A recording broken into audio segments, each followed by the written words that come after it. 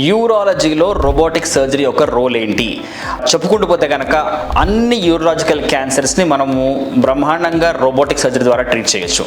అంటే prostate cancer కావచ్చు, kidney cancer కావచ్చు, యూరేటర్ క్యాన్సర్ కావచ్చు, బ్లాడర్ క్యాన్సర్ కావచ్చు, వీటన్నిటిని మనము రోబోట్ సహాయంతో సక్సెస్ఫుల్గా మనం ఆపరేట్ చేయొచ్చు.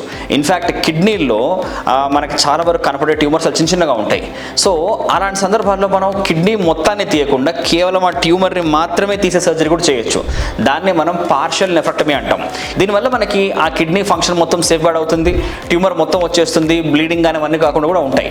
సో ఇవి కాకుండా క్యాన్సర్ సర్జరీస్ కాకుండా రీకన్స్ట్రక్టివ్ ప్రొసీజర్స్ అంటే పునర్నిర్మాణం అవసరం పడే ప్రొసీజర్స్, పియూజే అబ్స్ట్రక్షన్ అంటాం. కిడ్నీ నుంచి కిందికి మూత్రం వచ్చే ట్యూబ్ కిడ్నీ జంక్షన్ బ్లాక్ అయిపోవడం, అక్కడ దాన్ని మనం రిపేర్ చేయడం.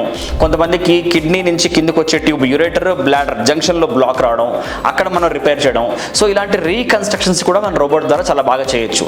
సో రోబోటిక్ సర్జరీ వల్ల సర్జన్ యొక్క జాబ్ చాలా ఈజీ అయింది, మా ఒక కంఫర్ట్ పెరిగింది, at the same time patients outcomes కూడా చాలా బాగున్నాయి.